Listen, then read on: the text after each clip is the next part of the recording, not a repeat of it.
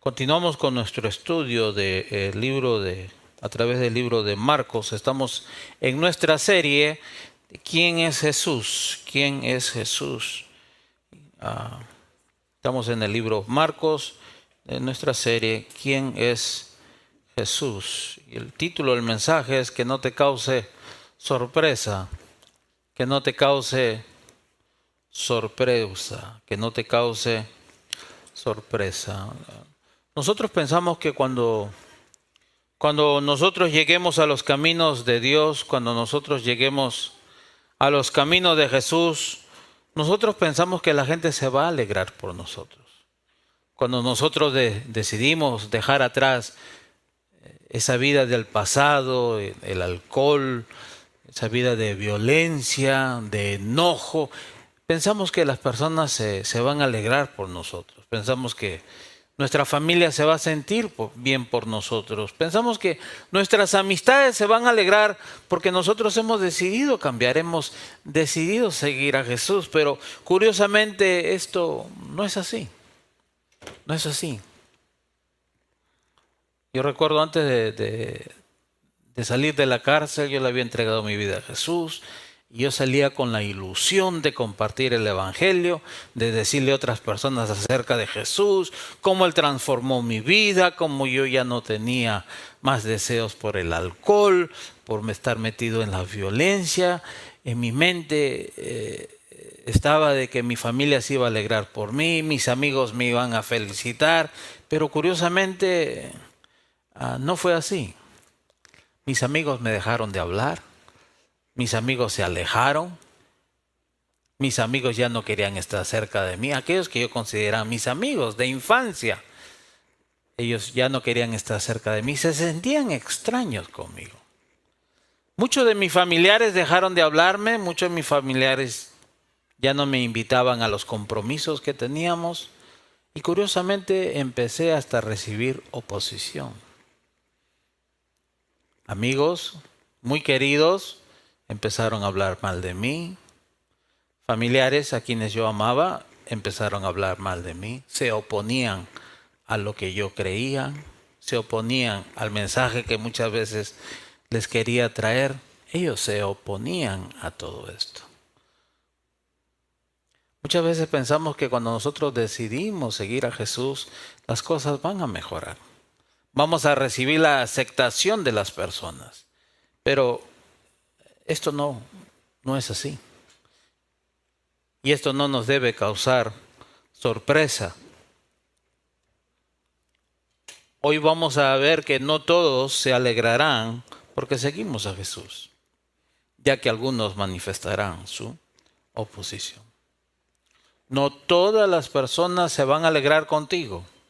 No todas las personas se van a sentir feliz contigo porque tú has decidido seguir a Jesús. Por el contrario, algunos se van a oponer. Algunos te van a hacer la vida difícil. Algunos se volverán hasta tus enemigos. ¿Sí? Es algo que tenemos que tener presente.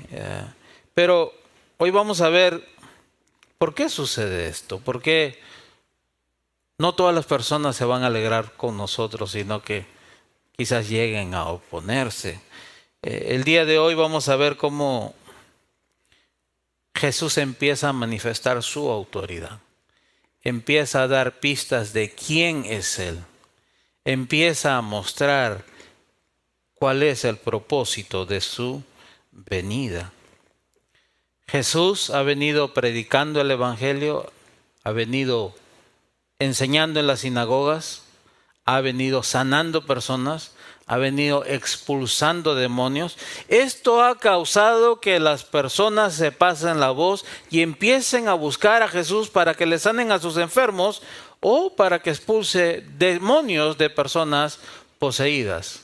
Las multitudes seguían a Jesús, las personas que escuchaban dónde estaba Jesús iban a buscar a Jesús. Jesús se volvió famoso al punto de que Jesús ya no podía estar en ningún lugar, tenía que buscar sitios desolados para poder predicar el mensaje para lo cual Él había venido.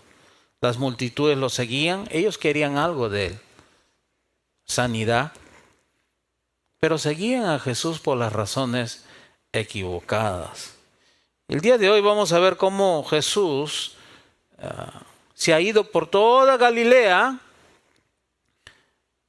y regresa nuevamente a Capernaum, a la casa de Pedro, para continuar con el mensaje acerca del reino de Dios. Marcos capítulos 1, 21, vemos que entraron en Capernaum Jesús y sus discípulos, y enseguida en el día de reposo Jesús entró en la sinagoga y comenzó a enseñar. En el versículo 29 vemos que inmediatamente después de haber salido de la sinagoga, fueron a casa de Simón, Pedro y Andrés con Jacob y Juan. La casa de Pedro, Simón, era el lugar prácticamente donde Jesús se alojaba, ya que Pedro era pues un discípulo de Jesús. Y vemos en el versículos 38 y 39 que Jesús sale a orar por la madrugada. Los discípulos le buscan y le dicen que todos lo están buscando. Y Jesús le responde: vamos a otro lugar, a los pueblos vecinos, para que yo predique también allí, porque para eso he venido. Y fue por toda Galilea predicando en sus sinagogas y expulsando demonios. Digamos, Jesús se encontraba en la ciudad de Santa Ana, en el condado de La Naranja. Y pues Jesús decidió ir por todas las ciudades del condado de La Naranja a predicar el mensaje, y así fue. Y después de haber hecho esto, él regresa nuevamente a Capernaum, al lugar donde él se estaba alojando, en la casa de Simón Pedro. Y es ahí donde va a comenzar nuestra historia, en el capítulo 2 de Marcos.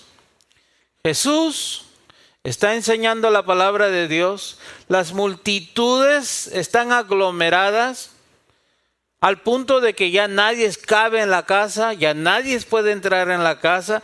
Y a medida que él está enseñando la palabra de Dios, pues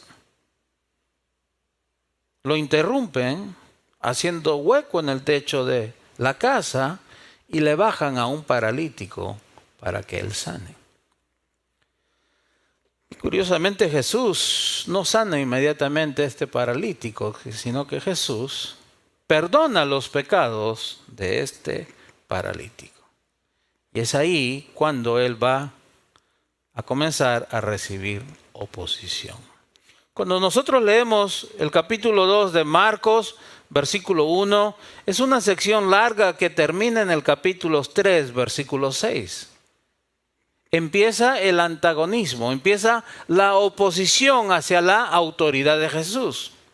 Jesús ha venido predicando acerca del reino de Dios, ha venido enseñando en las sinagogas, ha venido sanando personas, ha venido expulsando demonios, pero a partir del capítulo 2, Marcos nos muestra cómo Jesús empieza a recibir oposición. Pero no solamente Marcos, sino todos aquellos que decidir a Jesús.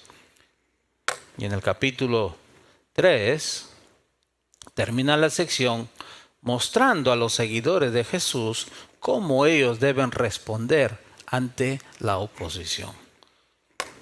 Entonces empezamos una nueva sección donde empieza la oposición. La semana que viene vamos a ver cómo Jesús es juzgado y recibe oposición por llamar a pecadores y no justos. Entonces veamos la historia en el capítulo 2, versículos 1 al 4, cuando Jesús entró de nuevo, regresó a Capernaum. Varios días después se oyó que estaba en casa de Simón Pedro. Y se reunieron muchos, tanto que ya no había lugar ni aún a la puerta, y él les explicaba la palabra. La gente estaba aglomerada en la casa, afuera, escuchándolo, las multitudes. Lo que las personas querían eran suplir sus necesidades. Que Jesús sanara a sus enfermos, que Jesús les expulsara a las personas que estaban poseídas. Jesús aprovecha el momento de que está toda esta gente para enseñarles y explicarles la palabra. ¿Sabes? Hay algo que es muy difícil para cualquier predicador, para cualquier persona que está enseñando la palabra. Es la bulla o la distracción. Es difícil cuando ves personas conversando, cuando ves niños corriendo, como que causa distracción. Pero aquí vemos algo aún peor. El predicador, en este caso Jesús, está enseñando la palabra, tiene la atención de toda la gente y de un momento a otro empieza a caer tierra del techo.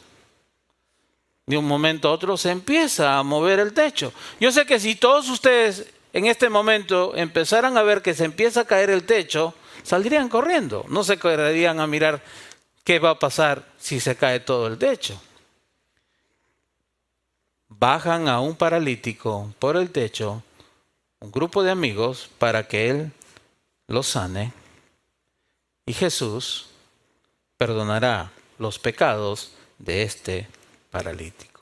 Note el versículo 3. Entonces vinieron y le trajeron un paralítico llevado entre 4 hombres. Como no pudieron acercarse a Jesús a causa de la multitud, levantaron el techo encima de donde él estaba y cuando habían hecho una abertura, bajaron la camilla en la que estaba acostado el paralítico. Note conmigo una foto de lo que eran las casas en el primer siglo, en los tiempos de Jesús. Las casas tenían sus escaleras para subir a la azotea.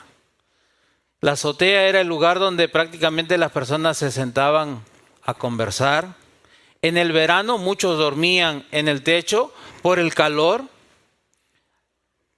El techo era comúnmente el lugar donde todos se refrescaban al caer el atardecer por el calor que existía en aquella región. Entonces, las escaleras eran de esta manera.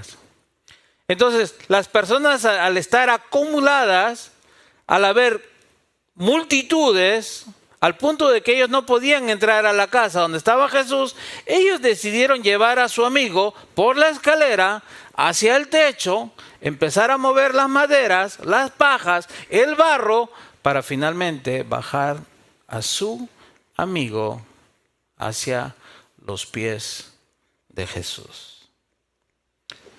Imagínese un hombre paralítico en el primer siglo, donde no existía la medicina como existe el día de hoy, donde no había la tecnología que existe el día de hoy.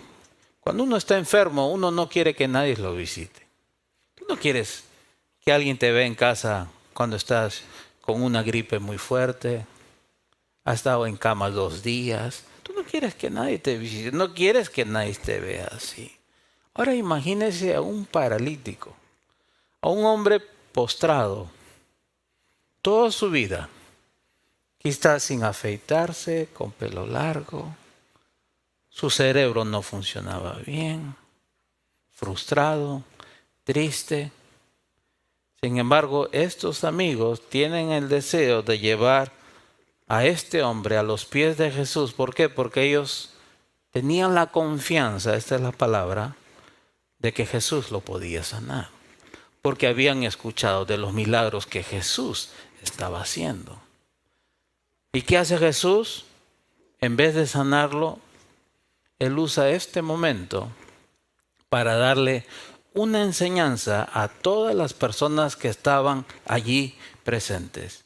Jesús toma este momento para perdonar los pecados, no solamente de este hombre, sino para mostrarle a todas las personas que Él había venido con un propósito aún más grande: el perdón de los pecados para la reconciliación con Dios. Sí. Versículo 5 dice: viendo Jesús la fe de ellos, dijo al paralítico: hijo, tus pecados te son perdonados. Sí, la fe en el libro de Marcos está asociado con los milagros de sanación. O sea, las personas no tienen un tipo de fe que creen que Jesús los puede salvar y reconciliar con Dios. No, ellos tienen un tipo de fe que confían que Jesús los puede sanar físicamente. Marcos capítulo 5, 34. Hija, tu fe te ha sanado. La mujer que estaba sangrando por 12 años, le dijo Jesús, vete en paz y queda sana de tu aflicción. Entonces vemos que la fe, sí, está asociada con los milagros de sanidad. Capítulo 10, versículo 52. El ciego Bartimeo, vete, Bartimeo, tu fe te ha sanado. Le dijo Jesús. Al instante el ciego recobró la vista y lo seguía por el camino. Entonces estos hombres tenían fe, tenían la confianza de que Jesús podía sanar a su amigo. Y Jesús le responde de otra manera diferente, perdonando los pecados de este hombre para manifestar su autoridad, para mostrar la razón por la cual él había venido aquí a la tierra, para reconciliar al ser humano con Dios. ¿Sí? El propósito de Jesús es restaurar la humanidad caída al principio, como era con Adán y Eva. Ellos vivían en la presencia de Dios, donde no existía el mal, donde no existía la enfermedad ni la muerte. Jesús quería revertir todas estas cosas y lo manifiesta que esto lo haría a través de la salvación por medio del perdón de los pecados. Y esto lo llevaría a cabo a través de la cruz del Calvario. Lo que está haciendo Jesús es mostrando lo que Dios eventualmente hará en el futuro. El pecado y la enfermedad física van relacionadas, están asociadas. Las dos son causa de la caída del hombre. Los dos son causa del reino de las tinieblas, gobernado por Satanás. Jesús ha venido a introducir el reino de Dios. Ha venido a disipar el reino de las tinieblas. Eventualmente, cuando Dios establezca su reino, ya no habrá más enfermedad, ni tampoco habrá más distanciamiento entre Dios y el hombre, porque el pecado ya no existirá. Y eso es lo que ha venido a hacer Jesús. Jesús mira al paralítico y él mira una necesidad más grande aún. El texto no dice que el hombre cometió pecados y que por eso está paralítico. El texto no dice eso. Jesús simplemente mira un paralítico, pero él mira una necesidad más grande del hombre que está en una camilla y de todas las multitudes. La necesidad más grande del ser humano es ser reconciliado con Dios. Y para esto es necesario que los pecados sean perdonados. Jesús perdona los pecados de este hombre. Y al mirar y saber lo que los maestros de la ley, los representantes de Dios en aquellos tiempos pensaban, Jesús los cuestiona. Es aquí donde empieza la oposición hacia Jesús, porque Él se está tomando atributos que solamente le corresponden a Dios. Y esto es importante. Jesús manifiesta quién es Él. Él es el representante de Dios aquí en la tierra, Dios mismo. El único que tiene autoridad para hacer lo que Dios hace, perdonar los pecados de los hombres. Y esto va a ser cuestionado por los maestros de la ley. Ellos van a cuestionarlo a Jesús de blasfemia. Está tomando un lugar que no le corresponde. Y esto es condenado con la muerte por parte de las personas. Note versículo 6, pero estaban ahí sentados algunos de los escribas, los cuales pensaban en sus corazones, ¿por qué habla este así? Está blasfemando. ¿Quién puede perdonar pecados sino solo Dios? De acuerdo a la ley, una persona que blasfemaba tenía que ser muerto a pedradas. Para los judíos, los maestros de la ley, solamente existía un Dios, en referencia a Deuteronomio capítulo 6, versículos 4 al 6. Shema Israel, Adonai Elohenu. Escucha, Israel, el Dios uno es, no hay otro fuera de él. Y este hombre está tomando el lugar que no le corresponde, que solamente le corresponde a Yahweh, al Señor de Israel. Pero ellos no lo están diciendo en voz alta. Ellos están mirando, escuchando y están pensando y dicen, ¿quién es este tipo? ¿Quién se cree este hombre para tomar el lugar de Dios? Y inmediatamente Jesús, después de haber manifestado que Él tiene la autoridad para perdonar pecados, les va a decir por qué ustedes piensan de esta manera. Imagínense, usted está sentado y una persona que le está mirando le dice a usted, ¿por qué estás pensando de esta manera? Y sabe lo que está pensando. Eso manifiesta el poder y la autoridad divina de Jesús. Muchas veces cuando nosotros, a veces sin querer, llegan a nuestras casas personas como los testigos de Jehová los días sábados, y queremos usar ciertos pasajes para demostrar que quién es Jesús. Pero en este pasaje vemos que Jesús mismo está diciendo quién es Él. Él es el quien tiene la autoridad para perdonar pecados, su autoridad divina.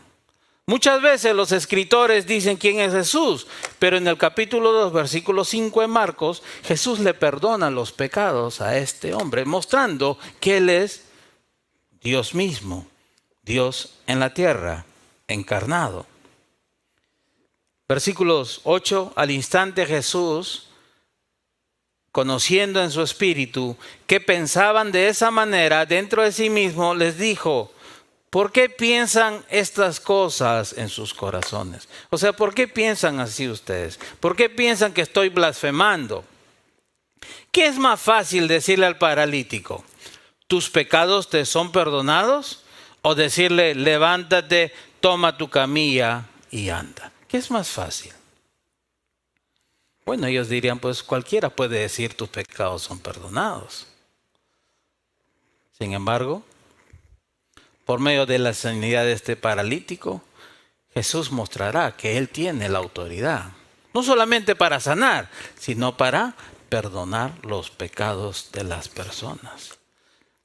Los maestros de la ley tenían en su presencia a Dios mismo. Los maestros de la ley, los representantes de Dios, tenían delante de ellos al Dios encarnado, al Mesías de la promesa. Sin embargo, su amargura, sus celos, su ambición no permitió que ellos vieran a Jesús, al Mesías. Y Jesús simplemente les dice, ¿qué es más fácil hacer? ¿Perdonar pecados o sanar a un enfermo?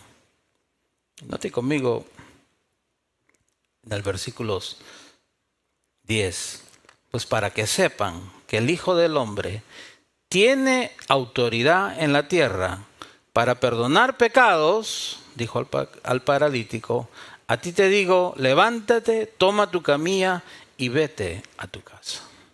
O sea, para que ustedes vean que yo tengo la autoridad para perdonar pecados, para reconciliar al ser humano con Dios, les voy a mostrar a través de la sanidad de este paralítico. La palabra hijo de hombre, el título hijo de hombre, era un título conocido por los judíos, los maestros de la ley. En aquellos tiempos ellos no tenían el Nuevo y el Antiguo Testamento como nosotros. Ellos tenían la ley de Moisés, tenían los escritos, los profetas. Y dentro de estos profetas, en los escritos, ellos tenían el libro de Daniel. El libro de Daniel habla de reinos, de poderes, de imperios grandes que aparecerán y perseguirán al pueblo de Dios. Pero después de todos estos poderes y reinos, vendrá un reino.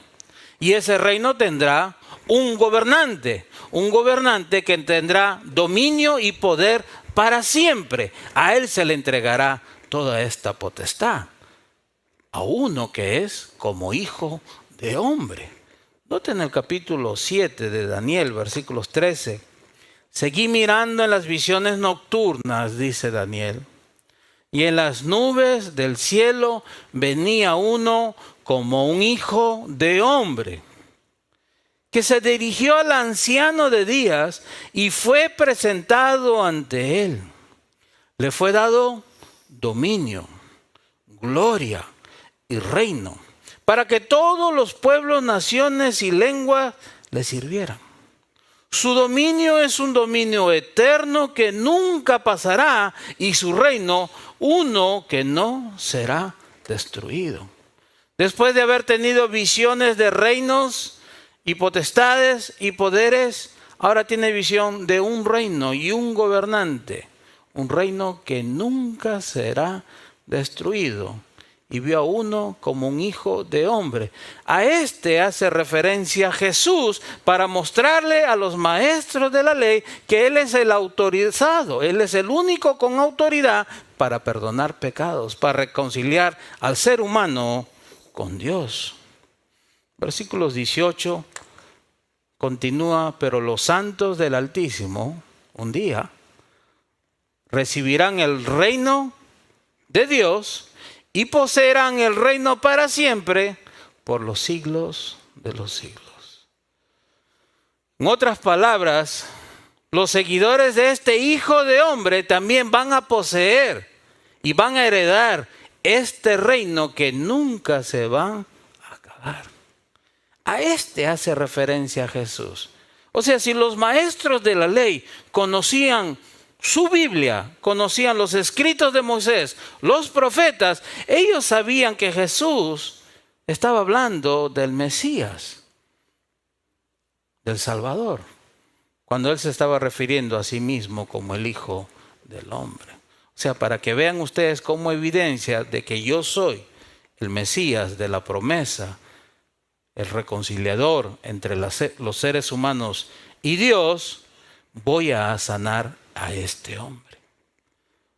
Mejor evidencia que esa no podrían haber tenido.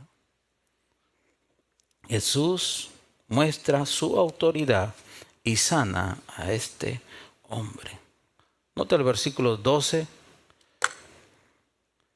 Después de que Jesús le mandó a este hombre que se levantara, el paralítico se levantó y, tomando al instante la camilla, salió a la vista de todos, de manera que todos estaban asombrados y glorificaban a Dios, diciendo: jamás hemos visto cosas semejantes.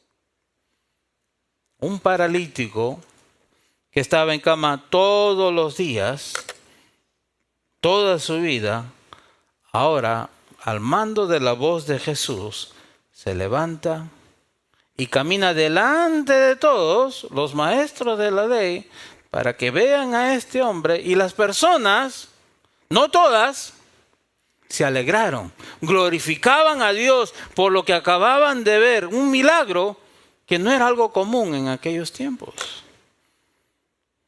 Los maestros de la ley, al mirar este milagro, ellos debieron haber reconocido de que Dios había empezado con la promesa que Él había hecho en el pasado: instalar y establecer su reino.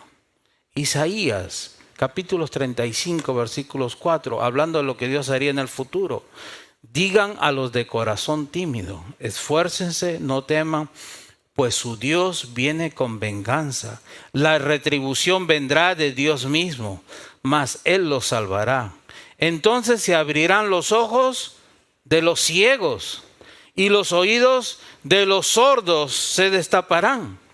El cojo entonces saltará como un ciervo y la lengua del mudo gritará de júbilo. O sea, cuando yo empiece a hacer estas cosas, ustedes verán que ya no habrá más mudos, más ciegos.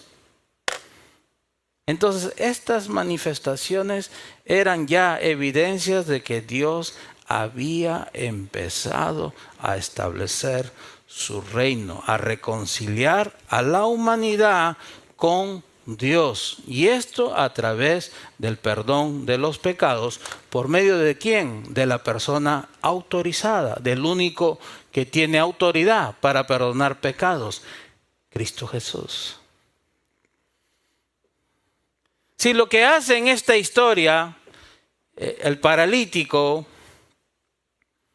y los maestros de la ley es resaltar la autoridad de Jesús. Esa es la intención del autor en este pasaje. Mostrar la autoridad de Jesús y cómo esta autoridad recibe oposición.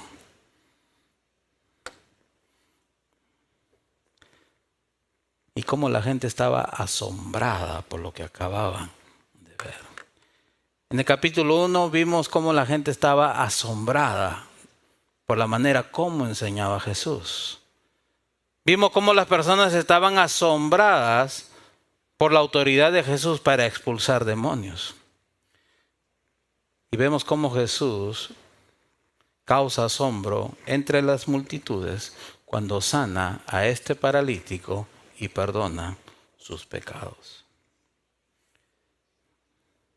Algo que tenemos que entender es que Jesús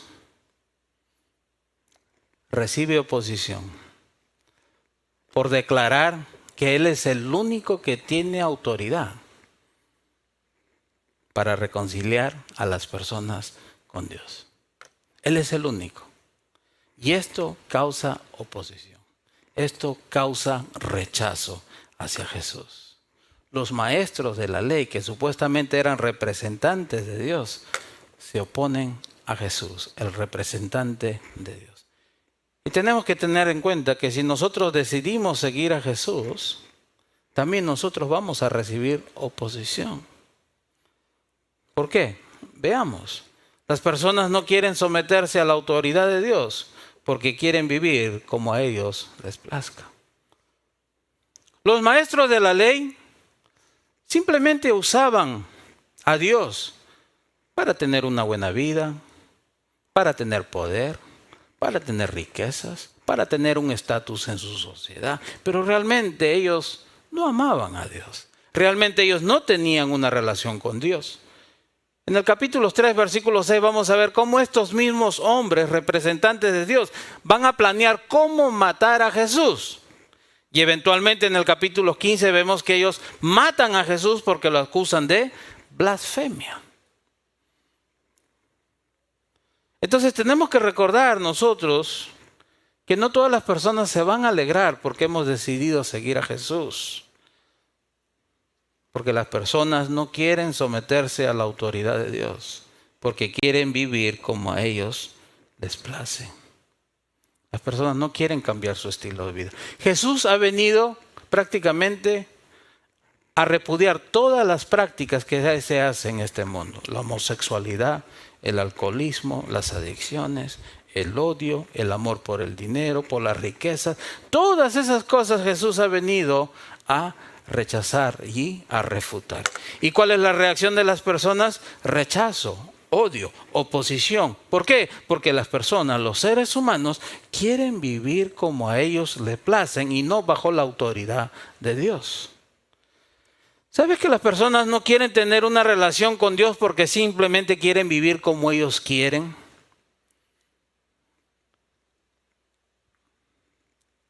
Saben que si vienen bajo la autoridad de Jesús, tienen que vivir ahora bajo una autoridad y vivir de una manera diferente. Pero como no quieren hacer esto, la mejor salida es entonces rechazar a Dios, apartarse y alejarse de Dios, rechazar su autoridad.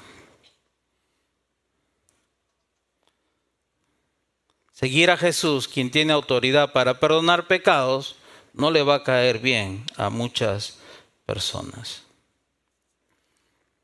¿Sabes por qué? Porque indirectamente juzgamos la vida de otras personas.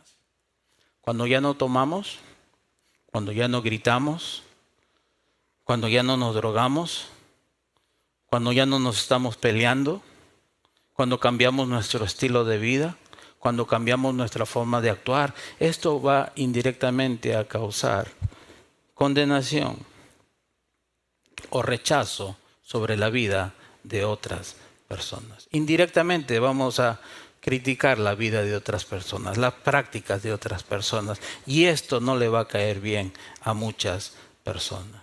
Porque ahora nos identificamos ¿con quién? Con el único que tiene autoridad para perdonar pecados.